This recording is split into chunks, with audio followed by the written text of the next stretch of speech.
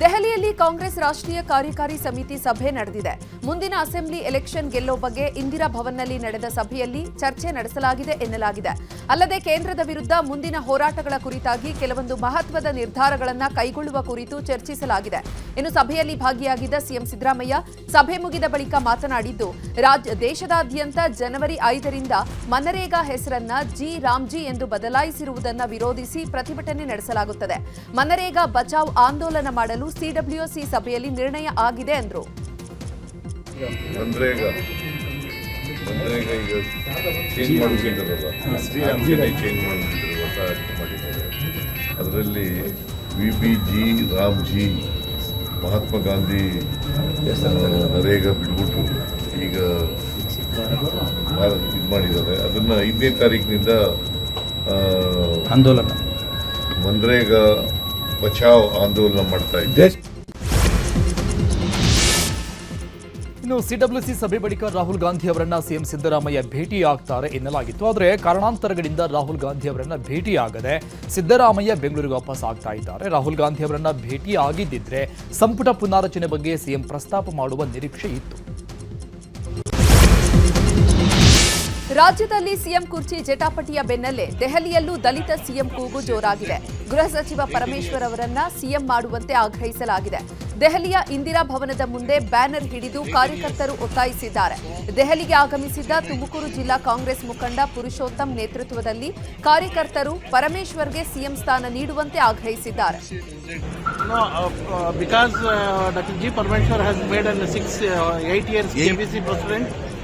He worked very good for this thing and is a clean-handed leader of Dalit. We requested High Command to become a Chief Minister.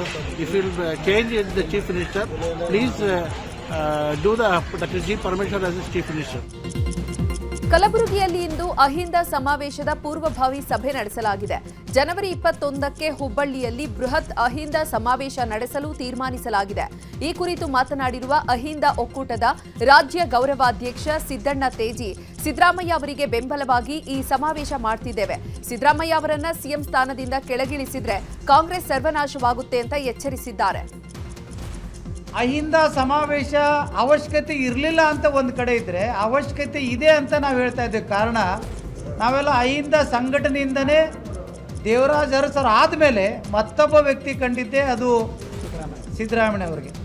ಇವತ್ತು ತರಾತುರಿಯಲ್ಲಿ ಇಳಿಸುವಂಥ ಹುನ್ನಾರ ಇರುವುದರಿಂದ ನಮ್ಮ ಇಡೀ ಅಹಿಂದ ವರ್ಗ ಮತ್ತು ಅಹಿಂದ ಮುಖಂಡರಿಗೆಲ್ಲರಿಗೂ ಕೂಡ ಅವಮಾನ ಆಗ್ತಾಯಿದೆ. ಆ ನಿಟ್ಟಿನಲ್ಲಿ ನಾವು ಒಂದೇ ನಿರ್ಧಾರ ತಗೊಂಡಿದ್ದು, ನಾವು ಅಲ್ಲೇ ಪ್ರೆಸ್ ಮೀಟ್ ಮಾಡಿ ಹೇಳಿದರೆ ಆಮೇಲೆ ಆ ಮುಖಂಡರಿಗೆ ಪತ್ರ ಚಳವಳಿ ಮಾಡಿದ್ರೆ ಆಗುವುದಿಲ್ಲ.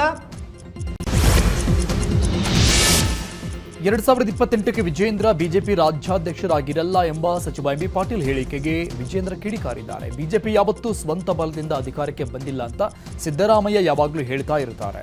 ಆ ಕೊರಗು ನೀಗಿಸುವ ಆಸೆ ನನಗೂ ಇದೆ. ಆ ನಿಟ್ಟಿನಲ್ಲಿ ನಾನು ಕೆಲಸ ಮಾಡಿ ಸ್ವಂತ ಬಲದಲ್ಲಿ ಅಧಿಕಾರಕ್ಕೆ ತರುವ ಕೆಲಸ ಮಾಡ್ತಿದ್ದೇನೆ ಅಂತ ಹೇಳಿದ್ದಾರೆ. ನನ್ನ ಕನಸಿರುವಂಥದ್ದು ಮಾನ್ಯ ಮುಖ್ಯಮಂತ್ರಿಗಳು ಸಿದ್ದರಾಮಯ್ಯನವರು ಯಾವಾಗಲೂ ಕೂಡ ಕೊರಗ್ತಾ ಇರ್ತಾರೆ. ಏನ್ರಿ ಬಿಜೆಪಿಯವ್ರನ್ನ ಮಾತನಾಡ್ತೀರಿ, ನಿಮ್ಮ ಯೋಗ್ಯತೆಗೆ ಯಾವ ಥರ ರಾಜ್ಯದಲ್ಲಿ ನಿಮ್ಮ ಸ್ವಂತ ಶಕ್ತಿ ಮೇಲೆ ಅಧಿಕಾರಕ್ಕೆ ಬಂದಿದ್ದಾರೆ ಏನ್ರಿ, ರಾಜ್ಯದ ಜನ ಯಾವ ಥರ ನಿಮ್ಗೆ ಮೆಜಾರಿಟಿ ಕೊಟ್ಟಿದ್ದಾರೆ ಏನ್ರಿ. ಪಾಪ ಅವರು ಕೂಡ ನೊಂದ್ಕೊಂಡಿದ್ದಾರೆ. ಅವರ ಕನಸು ನನಸಾಗಬೇಕು, ನಮ್ಮ ಕಾರ್ಯಕರ್ತನ ಕನಸು ಕೂಡ ನನಸಾಗಬೇಕು. ಆ ನಿಟ್ಟಿನಲ್ಲಿ ನಾನು ಪ್ರಾಮಾಣಿಕವಾಗಿರ್ತಕ್ಕಂಥ ಹೆಜ್ಜೆಯನ್ನು, ಹೋರಾಟಗಳನ್ನು ಮುಂದಿನ ದಿನಗಳಲ್ಲಿ ನಾನು ಮಾಡ್ತೇನೆ. ಆ ವಿಶ್ವಾಸದಿಂದ ಕೆಲಸ ಮಾಡಬೇಕು ಅಂತೇಳಿ ಈಗಾಗಲೇ ಸಂಕಲ್ಪ ಮಾಡಿದ್ದೇನೆ. ವಿಜೇಂದ್ರ ಅವರ ಈ ಮಾತಿಗೆ ಸಚಿವ ಎಂಬಿ ಪಾಟೀಲ್ ಮತ್ತೆ ತಿರುಗೇಟ್ಕೊಂಡ್ರು. ಬೆಂಗಳೂರಲ್ಲಿ ಮಾತನಾಡಿದವರು, ವಿಜೇಂದ್ರ ಇನ್ನೂ ಬಹಳ ದಿನ ಇರೋದಿಲ್ಲ. ಔಟ್ ಗೋಯಿಂಗ್ ಅಧ್ಯಕ್ಷ ಅಂದ್ರೆ ಅದು ವಿಜೇಂದ್ರ ಆಗಿದ್ದಾರೆ. 2028ಕ್ಕೆ ವಿಜೇಂದ್ರ ನಾಯಕತ್ವ ಇರಲ್ಲ, ಅವರ ತಂದೆ ನಾಯಕತ್ವವೂ ಇರಲ್ಲ, ಬರೆದಿಟ್ಕೊಳ್ಳಿ ಅಂತ ತಿರುಗೇಟ್ಕೊಟ್ಟಿದ್ದಾರೆ. ವಿಜೇಂದ್ರನೇ ಏನೋ ಸ್ವಲ್ಪ ದಿವಸನಾಗ ಇರಲ್ಲ. ಅವರು ವಿಜೇಂದ್ರ ಹೇಳ್ರಿ, ಬಹುಶಃ ಇನ್ನೊಂದು ತಿಂಗಳಲ್ಲಿ ಔಟ್ ಗೋಯಿಂಗ್ ಪ್ರೆಸಿಡೆಂಟ್ ವಿಜೇಂದ್ರ ಅವರು. 2.5 ವರ್ಷ ಇದೆ, ಕಾಲ ಐತೆ. 2 ಚುನಾವ ಎಷ್ಟು ಗಡಬಡಿ ಹಾಕಿದೆ ವಿಜೇಂದ್ರ ಅವ್ರಿಗೆ, ಯಾಕೆ ಗಡಬಡಿ ಇದೆ? ಗಡಬಡಿಯಲ್ಲಿ ಅಧ್ಯಕ್ಷರಾದ್ರಿ, 1ನೇ ಟರ್ಮ್ ಶಾಸಕರು ಎಲ್ಲ ಸೀನಿಯರ್ಸನ್ನು ಬಿಟ್ಟು ತಂದೆಯವರು ಇವ್ರನ್ನ ನೇಮಕ ಮಾಡಿಸಿದ್ರು. ಅದೇನೇ ಇರಲಿ, ಗಡಬಡಿ ಯಾಕೆ? 2028ರಾಗ ನೋಡೋಣಂತೆ.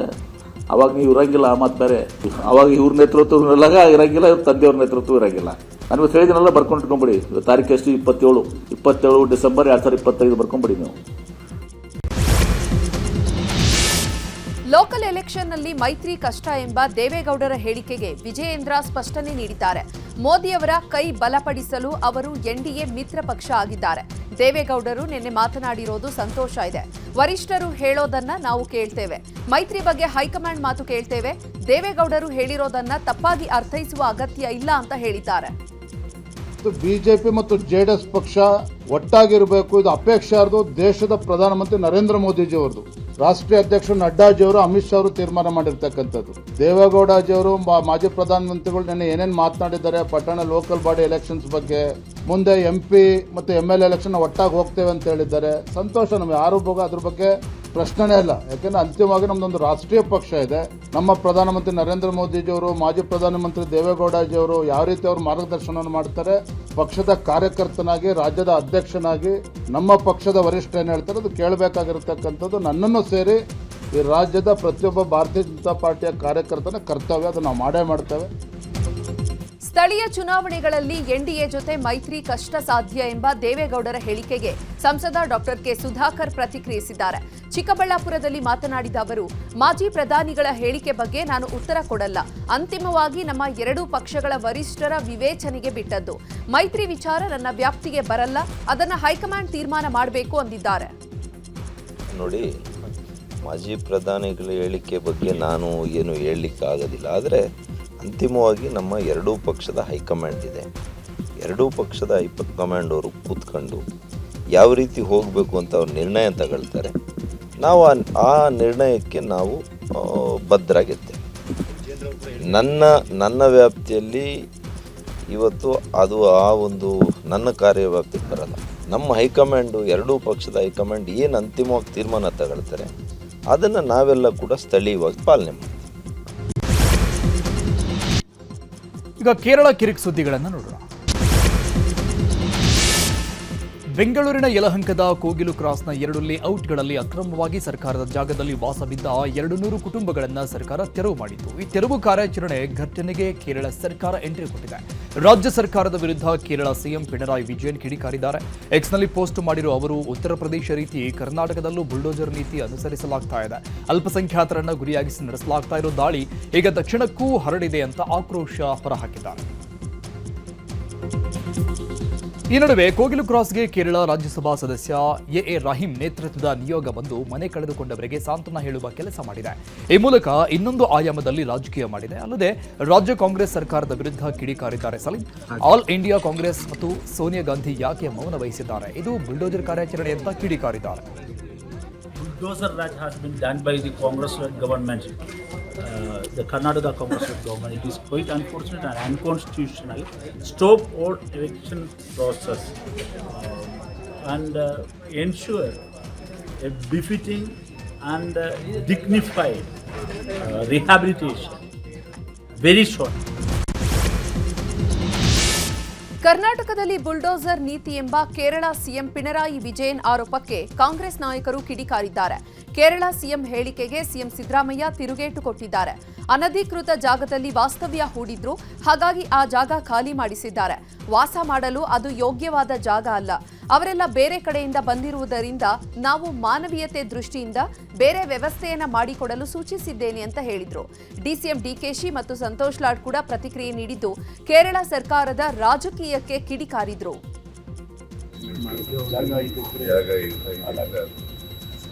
ಅದು ಯಾವತ್ತೂ ಅದಕ್ಕೆ ಸೇಫ್ಟಿ ಇಲ್ಲ. ಅದು ಆ ಕಾರಣಕ್ಕೋಸ್ಕರ ಅವ್ರನ್ನ ಅನಾಥರೈಸ್ರಿಗೆ ಹಾಕಿಬಿಡಿಸಿದ್ರಲ್ಲ, ಅವ್ರಿಗೆ ನೋಟಿಸ್ ಕೊಟ್ಟು ತೆಗಿಬೇಕು ಅಂತ ಹೇಳಿ. ಸಾಲಿಡ್ ವೇಸ್ಟ್ ಕಸ ಹಾಕಕ್ಕೆ ಸೀಮಿತವಾಗಿ ಇಟ್ಟಂಥ ಜಾಗ ಹಿಂದೆನೇ 10 ವರ್ಷದಿಂದನೇ 9 ವರ್ಷದಿಂದನೇ ಅದನ್ನು ನೋಟಿಫೈ ಆಗಿತ್ತು. ಆ ಜಾಗದಲ್ಲಿ ಕಸ ಹಾಕುವಂಥ ಜಾಗದಲ್ಲಿ ಹೋಗಿ ರಾತ್ರೋರಾತ್ರಿ ಗುಡಿಸಲುಗಳನ್ನು ಹಾಕಿದ್ದಾರೆ. ಅದನ್ನು ತೆರವು ಹಾಕಲಿಕ್ಕೆ ನಾವೆಲ್ಲ ನಮ್ಮ ಸ್ಥಳೀಯ ಮುಖಂಡರ ಹತ್ರ, ಶಾಸಕರ ಹತ್ರ ಚರ್ಚೆ ಮಾಡಿ ಅದನ್ನು ಖಾಲಿಗೊಳಿಸಿ ಅದನ್ನು ಸರಿಯಾದ ರೀತಿಯಲ್ಲಿ ಉಪಯೋಗ ಮಾಡಿಕೊಳ್ಳಲಿಕ್ಕೆ ಆದೇಶವನ್ನು ಮಾಡಿದ್ದಾರೆ. ಈಗ ಅವರಿಗೆ ಎಲೆಕ್ಷನ್ ಬಂದಿದೆ ಅಲ್ಲ, ಅದಕ್ಕೆ ಹಂಗೆ ಹೇಳ್ತಾರೆ ಅವರು. ಸೊ ಕಾಂಗ್ರೆಸ್ಸಿನ ಇತಿಹಾಸ ಇದೆ. ಕಾಂಗ್ರೆಸ್ಸು ಯಾರಿಗೆ ಅಪೋಸ್ಮೆಂಟ್ ಆಗಿರಲಿ ಅಥವಾ ಯಾರು ವಿರೋಧವಾಗಿ ಮಾಡ್ತಕ್ಕಂಥದ್ದಲ್ಲ. ಕಾಂಗ್ರೆಸ್ಸಿನ ಇತಿಹಾಸ ಇಡೀ ದೇಶದ ಇತಿಹಾಸ ನಿಮಗೆ ಗೊತ್ತಿದೆ. ಎಲ್ಲ ಸಮಾಜದವ್ರನಿಗೆ ಒಟ್ಟುಗೂಡಿಸಿ ಹೋಗ್ತಕ್ಕಂಥದ್ದು ಐಡಿಯಾಲಜಿಲಿ ಇರ್ತಕ್ಕಂಥ ಕಾಂಗ್ರೆಸ್ ಪಕ್ಷ. ಸೊ ಯಾರಿಗೆ ಪರ ಆಗಲಿ ವಿರೋಧ ಮಾಡೋಕ್ಕೆ ಹೋಗೋದಿಲ್ಲ ನಾವು. ಅವ್ರಿಗೆ ಈಗ ಎಲೆಕ್ಷನ್ ಹತ್ರ ಬಂದೈತೆ, ಅದಕ್ಕೆ ಮುಖ್ಯಮಂತ್ರಿ ಆ ರೀತಿ ಮಾತು. ಪಿಣರಾಯಿ ವಿಜಯನ್ ಆರೋಪಕ್ಕೆ ಬಿವೈ ವಿಜೇಂದ್ರ ಕೂಡ ಟಾಂಗ್ ಕೊಟ್ಟಿದ್ದಾರೆ. ಈ ವಿಚಾರದ ಬಗ್ಗೆ ಹೆಚ್ಚು ಚರ್ಚೆ ಮಾಡೋದು ಬೇಡ, ಯಾಕಂದ್ರೆ ಜಮೀರ್ಗೂ ಸಿದ್ದರಾಮಯ್ಯಗೂ ಗೊತ್ತಾದ್ರೆ ಅವರೇ ಬಂದು ಜಮೀನು ರೆಡಿ ಮಾಡಿ ಮುಸ್ಲಿಂ ಲೇಔಟ್ ಮಾಡಿ ಬಿಡ್ತಾರೆ ಅಂತ ವ್ಯಂಗ್ಯವಾಡಿದ್ದಾರೆ. ಅದ್ರ ಬಗ್ಗೆ ಹೆಚ್ಚು ಚರ್ಚೆ ಮಾಡಬೇಡಿ. ಸಿದ್ದರಾಮಯ್ಯವರು ಜಮೀರ್ ಅಹಮದಿಗೆ ಗೊತ್ತಾದ್ರೆ ಅವರೇ ಜಮೀನು ತೊಗೊಂಡು ಮತ್ತೆ ಲೇಔಟ್ ಮಾಡಕ್ಕೆ ಹೋಗ್ತಾರೆ. ಅದನ್ನು ಚರ್ಚೆ ಬೇಡ. ಇನ್ನು ಕೋಗಿಲು ಕ್ರಾಸ್ ಬಳಿ ಮನೆಗಳ ತೆರವಿನ ವಿಚಾರದ ವಿವಾದದ ಬೆನ್ನಲ್ಲೇ ಮತ್ತೆ ಮನೆಗಳ ಅವಶೇಷಗಳನ್ನು ತೆರವು ಮಾಡಲು ಅಧಿಕಾರಿಗಳು ಮುಂದಾಗಿದ್ದಾರೆ. ಬುಲ್ಡೋಸರ್ ಮೂಲಕ ಮನೆಗಳ ಅವಶೇಷಗಳನ್ನು ತೆರವು ಮಾಡ್ತಿದ್ದಾರೆ. ಇನ್ನು ತೆರವು ಕಾರ್ಯಾಚರಣೆ ವೇಳೆ ಹೈಡ್ರಾಮವೇ ನಡೆದಿದೆ. ಅಧಿಕಾರಿಗಳು ಮತ್ತು ಜನರ ನಡುವೆ ತೀವ್ರ ವಾಗ್ವಾದ ನಡೆದಿದೆ. ಈ ವೇಳೆ ಪೊಲೀಸರನ್ನ ಕರೆಸಿ ಅಧಿಕಾರಿಗಳು ಜನರನ್ನ ನಿಯಂತ್ರಣ ಮಾಡುವ ಕೆಲಸ ಮಾಡಿದ್ದಾರೆ.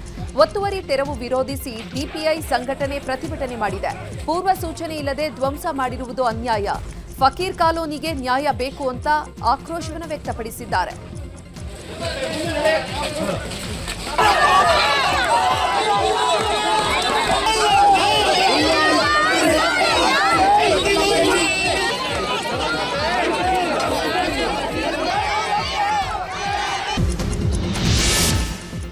ಸುದೀಪ್ ನಟನೆಯ ಮಾರ್ಕ್ ಸಿನಿಮಾಗೆ ಪೈರಸಿ ಕಾಟ ಎದುರಾಗಿದ್ದು ನಟ ಕಿಚ್ಚ ಸುದೀಪ್ ಆಕ್ರೋಶ ವ್ಯಕ್ತಪಡಿಸಿದ್ದಾರೆ. ಬೆಂಗಳೂರಲ್ಲಿ ಮಾತನಾಡಿದ ಅವರು, ಸಿನಿಮಾ ರಿಲೀಸ್ ಆಗಿ 24 ಗಂಟೆಗಳಲ್ಲಿ ಪೈರಸಿ ಆಗಿದೆ.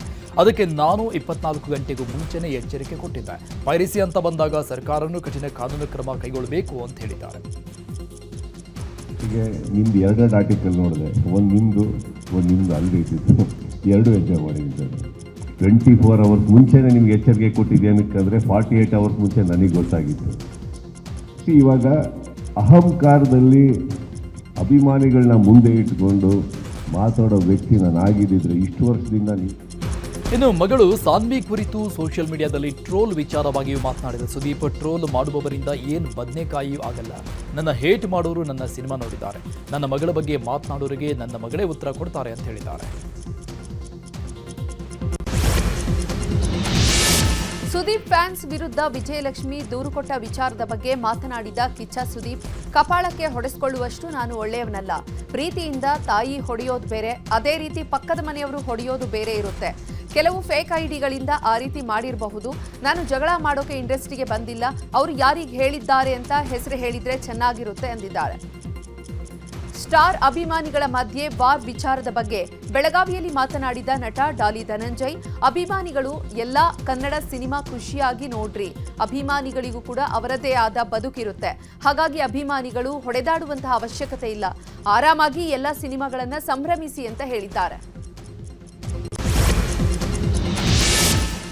ಮೈಸೂರಲ್ಲಿ ಭೂ ಬಕಾಸುರರ ಹಾವಳಿ ಹೆಚ್ಚಾಗಿದೆ. ಮಾಜಿ ಎಂಎಲ್ಸಿ ಸಿದ್ದರಾಜು ಅವರ 22 ಸೈಟ್ ಲಪಟಾಯಿಸಲು ಯತ್ನಿಸಲಾಗಿದೆ. ಕೇವಲ 2,000 ಜಿಪಿಎಗೆ 30 ಕೋಟಿ ಆಸ್ತಿ ಗುಡುಂ ಮಾಡಲು ಯತ್ನಿಸಲಾಗಿದೆ. ನಕಲಿ ದಾಖಲೆ ಸೃಷ್ಟಿಸಿ ನಿವೇಶನ ಮಾರಾಟಕ್ಕೆ ಯತ್ನಿಸಲಾಗಿದೆ. ಭೋಗಾದಿ ಪಂಚಾಯಿತಿಯಿಂದ ಈ ಖಾತಾ, ಈ ಸ್ವತ್ತು, ಈ ಆಸ್ತಿ ಪ್ರತಿ ಪಡೆದು ವಂಚನೆ ಮಾಡಲಾಗಿದೆ. ಈ ಘಟನೆ ಸಂಬಂಧಪಟ್ಟಂಗೆ ವಿಜಯನಗರ ಪೊಲೀಸ್ ಠಾಣೆಯಲ್ಲಿ ಪ್ರಕರಣ ದಾಖಲಾಗಿದೆ.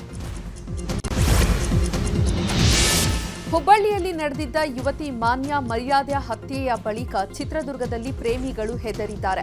ಪೋಷಕರಿಂದ ಜೀವ ಬೆದರಿಕೆ ಇದೆ ಅಂತ ಠಾಣೆ ಮೆಟ್ಟಿಲೇರಿದ್ದಾರೆ. ಚಿತ್ರದುರ್ಗದ ಮನೋಹರ್ ಮತ್ತು ಪರಶುರಾಂಪುರದ ದಿವ್ಯಾ ಮದುವೆಗೂ ಮುನ್ನವೇ ಎಸ್ಪಿ ಕಚೇರಿಗೆ ಬಂದಿದ್ದು ತಮಗೆ ಜೀವ ಭಯ ಇದೆ ಅಂತ ರಕ್ಷಣೆ ನೀಡುವಂತೆ ಮನವಿ ಮಾಡಿದ್ದಾರೆ. ಅಂತರ್ಜಾತೀಯ ಹಿನ್ನೆಲೆ ಮದುವೆಯಾಗಲು ಪೋಷಕರು ವಿರೋಧ ವ್ಯಕ್ತಪಡಿಸಿದ್ದಾರೆ. ನಾವು ಮದುವೆ ಆಗಬೇಕು, ನಮಗೆ ರಕ್ಷಣೆ ಕೊಡಿ ಅಂತ ಎಸ್ಪಿ ರಂಜಿತ್ ಕುಮಾರ್ಗೆ ಮನವಿ ಮಾಡಿದ್ದಾರೆ. ಬಂಡೀಪುರ ಹುಲಿ ಸಂರಕ್ಷಿತ ಅರಣ್ಯದ ರಸ್ತೆಯಲ್ಲಿ ಪಾದಯಾತ್ರೆ ಹೋಗ್ತಾ ಇದ್ದ ಅಯ್ಯಪ್ಪ ಮಾಲಾಧಾರಿಗಳನ್ನು ಅರಣ್ಯ ಸಿಬ್ಬಂದಿ ತಡೆದಿದ್ದಾರೆ. ಚಾಮರಾಜನಗರ ಜಿಲ್ಲೆಯ ಬಂಡೀಪುರದ ಮೇಲು ಕಾಮನಹಳ್ಳಿ ಚೆಕ್ಪೋಸ್ಟ್ ಬಳಿ ಘಟನೆ ನಡೆದಿದೆ.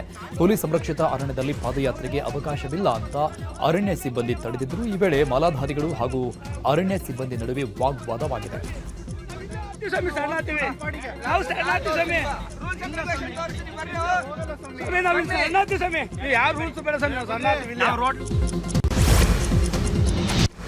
ದೇಶದ ಸುದ್ದಿಗಳನ್ನು ನೋಡೋಣ. ಕಾಂಗ್ರೆಸ್ನ ಹಿರಿಯ ನಾಯಕ ದಿಗ್ವಿಜಯ್ ಸಿಂಗ್ ಅವರು ಬಹಿರಂಗವಾಗಿ ಬಿಜೆಪಿ ಮತ್ತು ಆರ್ಎಸ್ಎಸ್ ಅನ್ನ ಹೊಗಳಿರುವುದು ಇದೀಗ ರಾಜಕೀಯ ವಿವಾದಕ್ಕೆ ಕಾರಣವಾಗಿದೆ. ಗುಜರಾತ್ನಲ್ಲಿ ನಡೆದ ಸಾರ್ವಜನಿಕ ಕಾರ್ಯಕ್ರಮವೊಂದರಲ್ಲಿ ಬಿಜೆಪಿ ಹಿರಿಯ ನಾಯಕ ಎಲ್ಕೆ ಅಡ್ವಾಣಿಯವರ ಬಳಿ ನರೇಂದ್ರ ಮೋದಿ ಅವರು ನೆಲದ ಮೇಲೆ ಕುಳಿತಿರುವಂತಹ ಫೋಟೋವೊಂದನ್ನು ಸೋಷಿಯಲ್ ಮೀಡಿಯಾದಲ್ಲಿ ಹಂಚಿಕೊಂಡಿದ್ದಾರೆ. ಒಮ್ಮೆ ನೆಲದ ಮೇಲೆ ಕುಳಿತಿದ್ದ ನರೇಂದ್ರ ಮೋದಿ ಸಂಘ ಮತ್ತು ಬಿಜೆಪಿ ಪರಿಸರ ವ್ಯವಸ್ಥೆಯೊಳಗೆ ಬೆಳೆದು ಮುಖ್ಯಮಂತ್ರಿ ಮತ್ತು ಪ್ರಧಾನಿಯಾಗಿದ್ದಾರೆ ಅಂತ ದಿಗ್ವಿಜಯ್ ಸಿಂಗ್ ಬರೆದುಕೊಂಡಿದ್ದಾರೆ.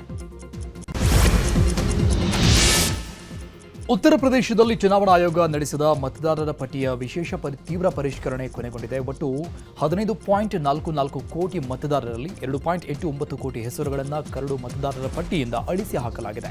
ವಲಸೆ ಹೋದವರು, ಮೃತರ ಹೆಸರು, ನಕಲಿ ಮತದಾರರು ಮತ್ತು ದಾಖಲೆಗಳನ್ನು ಪರಿಶೀಲನೆಗೆ ಹಾಜರಾಗದವರ ಹೆಸರನ್ನು ಮತದಾರರ ಪಟ್ಟಿಯಿಂದ ಡಿಲೀಟ್ ಮಾಡಲಾಗಿದೆ. ಹೊಸ ವರ್ಷಕ್ಕೆ ಇಡೀ ದೆಹಲಿ ಸಜ್ಜಾಗ್ತಾ ಇದೆ. ಪೊಲೀಸರು ಆಪರೇಷನ್ ಆಘಾತ್ ಹೆಸರಿನಲ್ಲಿ ಸ್ಪೆಷಲ್ ಡ್ರೈವ್ ಮಾಡಿದ್ದಾರೆ. ದೆಹಲಿ ನಗರದಾದ್ಯಂತ 500ಕ್ಕೂ ಹೆಚ್ಚು ಜನರನ್ನ ಬಂಧಿಸಲಾಗಿದೆ. ಗನ್, ಪಿಸ್ತೂಲ್ ಮತ್ತು ಅಪಾರ ಪ್ರಮಾಣದ ಮದ್ಯ, ಗಾಂಜಾವನ್ನ ಸೀಸ್ ಮಾಡಿದ್ದಾರೆ. ಬಾಲ ಬಿಚ್ಚದಂತೆ ವಾರ್ನಿಂಗ್ ಕೊಟ್ಟಿದ್ದಾರೆ. ನ್ಯೂ ಇಯರ್ ಸೆಲೆಬ್ರೇಷನ್ ಸಂದರ್ಭದಲ್ಲಿ ಅಪರಾಧಗಳನ್ನು ತಡೆಗಟ್ಟುವ ಉದ್ದೇಶದಿಂದ ಈ ಕ್ರಮ ತೆಗೆದುಕೊಳ್ಳಲಾಗಿದೆ. ಮಹಾರಾಷ್ಟ್ರದ ಪ್ರತಾಪ್ಗಢದಲ್ಲಿ ಜೀತದಾಳಾಗಿ ದುಡಿತಾ ಇದ್ದ 53 ಬುಡಕಟ್ಟು ಕಾರ್ಮಿಕರನ್ನ ಪೊಲೀಸರು ರಕ್ಷಣೆ ಮಾಡಿದ್ದಾರೆ. ವಿಶೇಷ ಕಾರ್ಯಾಚರಣೆ ನಡೆಸಿ ರಾಜಸ್ಥಾನ ಪೊಲೀಸರು ಕಾರ್ಮಿಕರನ್ನ ರಕ್ಷಿಸಿದ್ದಾರೆ. ಏಜೆಂಟರ ಮೂಲಕ ಕಬ್ಬು ಕಟಾವಿಗಾಗಿ ರಾಜಸ್ಥಾನದಿಂದ 53 ಜನ ಬುಡಕಟ್ಟು ಕಾರ್ಮಿಕರು ಪ್ರತಾಪ್ಗಢಕ್ಕೆ ಬಂದಿದ್ದರು. ಆದರೆ 2 ತಿಂಗಳಿಂದ ವೇತನ ನೀಡದೆ ಕೂಲಿ ಕಾರ್ಮಿಕರನ್ನ ಏಜೆಂಟರು ಕೂಲಿ ಹಾಕಿದ್ರು ಎನ್ನಲಾಗಿದೆ. ಈ ಸಂಬಂಧಪಟ್ಟಂಗೆ ಇಬ್ಬರನ್ನ ಪೊಲೀಸರು ಬಂಧನ ಮಾಡಿದ್ದಾರೆ. ನಟ ಅಲ್ಲು ಅರ್ಜುನ್ ನಟನೆಯ ಪುಷ್ಪ 2 ಸಿನಿಮಾ ಬಿಡುಗಡೆಯ ವೇಳೆ ಹೈದರಾಬಾದ್ನ ಸಂಧ್ಯಾ ಥಿಯೇಟರ್ನಲ್ಲಿ ನಡೆದಿದ್ದ ಕಾಲ್ತುಳಿತ ಪ್ರಕರಣದ ತನಿಖೆಯನ್ನ ಪೊಲೀಸರು ಪೂರ್ಣಗೊಳಿಸಿದ್ದಾರೆ. ಸ್ಥಳೀಯ ಕೋರ್ಟ್ಗೆ ಆರೋಪ ಪಟ್ಟಿ ಸಲ್ಲಿಕೆ ಮಾಡಿದ್ದಾರೆ. ನಟ ಅಲ್ಲು ಅರ್ಜುನ್ ಸೇರಿದಂತೆ 23 ಜನರ ವಿರುದ್ಧ ಚಾರ್ಜ್ ಶೀಟ್ ಸಲ್ಲಿಕೆ ಮಾಡಲಾಗಿದೆ. ಈ ಬಗ್ಗೆ ಹೈದರಾಬಾದ್ ಪೊಲೀಸ್ ಆಯುಕ್ತ ವಿಸಿ ಸಜ್ಜನರ್ ಮಾಹಿತಿ ನೀಡಿದ್ದಾರೆ. ಈಗ ವಿದೇಶದ ಸುದ್ದಿ ನೋಡೋಣ. ಬಾಂಗ್ಲಾದೇಶದಲ್ಲಿ ಜಿಹಾದಿಗಳು ಅಟ್ಟಹಾಸ ಮೆರಿತಾ ಇದ್ದು ಕಲಾವಿದರು, ಸಾಂಸ್ಕೃತಿಕ ಸಂಸ್ಥೆಗಳು ಮತ್ತು ಪ್ರಗತಿಪರ ಚಿಂತಕರ ಮೇಲೂ ಸರಣಿ ದಾಳಿ ಆಗ್ತಾ ಇವೆ. ಫರೀದ್ಪುರದಲ್ಲಿ ನಡೆಯಬೇಕಾಗಿದ್ದ ಜನಪ್ರಿಯ ಗಾಯಕ ಜೇಮ್ಸ್ ಅವರ ಸಂಗೀತ ಕಾರ್ಯಕ್ರಮದ ಮೇಲೆ ಗುಂಪೊಂದು ದಾಳಿ ನಡೆಸಿದೆ. ನಿನ್ನೆ ರಾತ್ರಿ ಕಾರ್ಯಕ್ರಮಕ್ಕೆ ನುಗ್ಗಿದ ಕಿಡಿಗೇಡಿಗಳ ಗುಂಪು ಕಲ್ಲು ತೂರಾಟ ನಡೆಸಿದೆ. ಘಟನೆಯಲ್ಲಿ 25ಕ್ಕೂ ಹೆಚ್ಚು ಮಂದಿ ಗಾಯಗೊಂಡಿದ್ದಾರೆ. ಗಡಿ ವಿಚಾರಕ್ಕೆ ಸಂಘರ್ಷಕ್ಕೆ ಇಳಿದಿದ್ದ ಥೈಲ್ಯಾಂಡ್ ಮತ್ತು ಕಾಂಬೋಡಿಯಾ ದೇಶಗಳು ಮತ್ತೆ ಕದನ ವಿರಾಮಕ್ಕೆ ಸಹಿ ಹಾಕಿವೆ. ಇಂದು ಮಧ್ಯಾಹ್ನ 12 ಗಂಟೆಯಿಂದ ಎಲ್ಲಾ ಶಸ್ತ್ರಾಸ್ತ್ರಗಳ ಬಳಕೆಯನ್ನು ನಿಲ್ಲಿಸಲು ಉಭಯ ಪಕ್ಷಗಳು ಒಪ್ಪಿಕೊಂಡಿದೆ. ನಾಗರಿಕರು ಎಲ್ಲಾ ಮಾದರಿಯ ದಾಳಿಗಳನ್ನು ನಿಲ್ಲಿಸುವುದು, ಸೇನಾ ನಿಯೋಜನೆಗಳನ್ನು ಮೊದಲಿನಂತೆಯೇ ಮುಂದುವರಿಸಲು ನಿರ್ಧರಿಸಲಾಗಿದ್ದು, ಈ ಕದನ ವಿರಾಮದ ಮೇಲ್ವಿಚಾರಣೆಯನ್ನ ಅಲಿಯಾನ್ ಒಕ್ಕೂಟ ಮಾಡಲಿದೆ. ಅಮೆರಿಕ ಹಾಗೂ ಚೀನಾದ ನಡುವೆ ನಿರ್ಬಂಧ ಜಟಾಪಟಿ ಮುಂದುವರಿತಾ ಇದೆ. ಇತ್ತೀಚೆಗೆ ಅಮೆರಿಕ ಸರ್ಕಾರ ತೈವಾನ್ಗೆ $10 ಶತಕೋಟಿ ಹೆಚ್ಚಿನ ಮೌಲ್ಯದ ಭಾರೀ ಪ್ರಮಾಣದ ಶಸ್ತ್ರಾಸ್ತ್ರ ಪೂರೈಸುವುದಾಗಿ ಘೋಷಣೆ ಮಾಡಿತು. ಇದಾದ ಒಂದೇ ವಾರದ ನಂತರ ಚೀನಾ ಯುಎಸ್ ಮೇಲೆ ನಿರ್ಬಂಧ ಹೇರಿದೆ. ರಕ್ಷಣಾ ವಲಯದ 20 ಕಂಪನಿಗಳು ಸೇರಿದಂತೆ 10 ಕಂಪನಿಗಳ ಉನ್ನತ ಅಧಿಕಾರಿಗಳ ಮೇಲೆ ನಿರ್ಬಂಧ ವಿಧಿಸಲಾಗಿದೆ. ಮಧ್ಯ ಪಶ್ಚಿಮ ಮತ್ತು ಈಶಾನ್ಯ ಭಾಗದಲ್ಲಿ ತೀವ್ರ ಚಳಿಗಾಲದ ಬಿರುಗಾಳಿ ಮತ್ತು ಭಾರೀ ಹಿಮಪಾತದ ಹಿನ್ನೆಲೆ ಅಮೆರಿಕದಲ್ಲಿ 1000ಕ್ಕೂ ಹೆಚ್ಚು ವಿಮಾನಗಳು ರದ್ದಾಗಿದೆ. 3974 ವಿಮಾನಗಳು ವಿಳಂಬವಾಗಿದೆ. ಗ್ರೇಟ್ ಲೇಕ್ಸ್ ಪ್ರದೇಶದಲ್ಲಿ ಹಿಮಪಾತ ಮುಂದುವರೆದಿದ್ದು ಬಿರುಗಾಳಿ ಈಶಾನ್ಯದತ್ತ ಚಲಿಸ್ತಾ ಇದೆ. ನ್ಯೂಯಾರ್ಕ್ ನಗರದಲ್ಲಿ ಸುಮಾರು 10 ಇಂಚುಗಳಷ್ಟು ಹಿಮ ಬೀಳುವ ನಿರೀಕ್ಷೆ ಇದೆ. ರಷ್ಯಾ ಉಕ್ರೇನ್ ನಡುವಿನ ಸಂಘರ್ಷ ಮುಂದುವರೆದಿದೆ. ಉಕ್ರೇನ್ ರಾಜಧಾನಿ ಕೀವ್ ನಗರದ ಮೇಲೆ ರಷ್ಯಾ ಪಡೆಗಳು ಭಾರೀ ದಾಳಿ ನಡೆಸಿವೆ. ನಗರದ ಹಲವು ಕಡೆ ದಾಳಿ ನಡೆದಿದ್ದು 2 ಸಾವನ್ನಪ್ಪಿದ್ದಾರೆ. 8ಕ್ಕೂ ಅಧಿಕ ಮಂದಿ ಗಂಭೀರವಾಗಿ ಗಾಯಗೊಂಡಿದ್ದಾರೆ. ವಸತಿ ಪ್ರದೇಶಗಳನ್ನು ಗುರಿಯಾಗಿ ದಾಳಿಯಾಗಿದ್ದು ರಸ್ತೆ ಬದಿ ನಿಲ್ಲಿಸಿದ ವಾಹನಗಳು ಸಂಪೂರ್ಣ ಜಖಂಗೊಂಡಿದ್ದಾವೆ.